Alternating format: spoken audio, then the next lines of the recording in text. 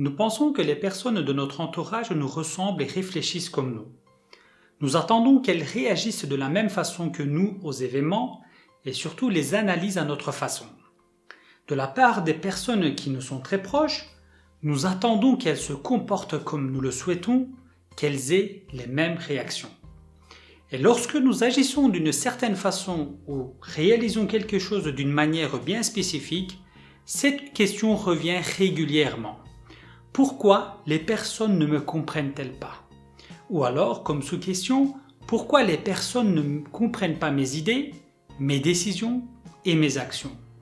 C'est pareil aussi dans le monde professionnel. Nous voulons tant être compris par nos collègues dans chaque situation. Nous nous efforçons et utilisons tous les moyens possibles et imaginables pour essayer de nous faire comprendre. Mais malheureusement, les résultats ne sont pas toujours présents. En tout cas, pas comme nous l'aurions souhaité. Dans certains cas, nous sommes confrontés à des personnes qui nous comprennent par moments. Et ça veut dire que c'est quand ça les arrange. Ceci arrive lorsqu'il s'agit d'un sujet qui répond ou pas à leurs intérêts personnels. Alors, pourquoi tant d'incompréhension? Premièrement, c'est soit parce que le narrateur, c'est-à-dire la personne qui explique, est incompétente et n'arrive pas à expliquer convenablement le sujet. Ou alors, c'est dû à l'ambiguïté des arguments, ou le sujet est très complexe, ou en finalité, c'est dû à quoi? C'est dû à la capacité de compréhension des personnes qui écoutent. Deuxièmement, si nous sommes jaloux, arrogants, égoïstes, avec un comportement hautain, nous aurons aussi du mal à écouter les autres et à les comprendre. Troisièmement, si nous sommes ignorants et têtus, et que nous voulons tout simplement pas écouter la conversation, ceci aussi compliquera énormément la situation.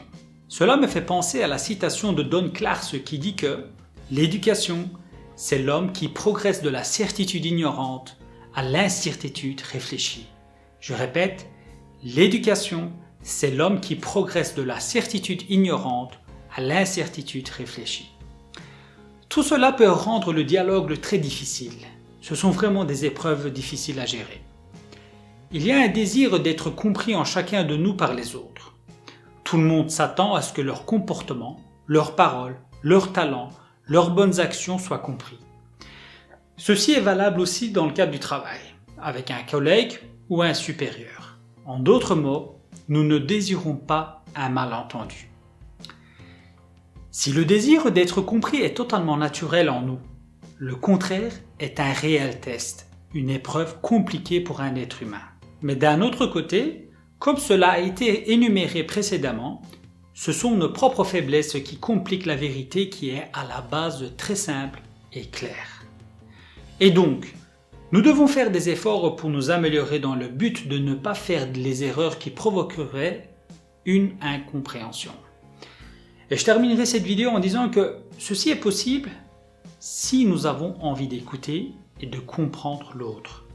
Et un des facteurs les plus essentiels qui le permettrait, c'est quoi? C'est l'intelligence spirituelle.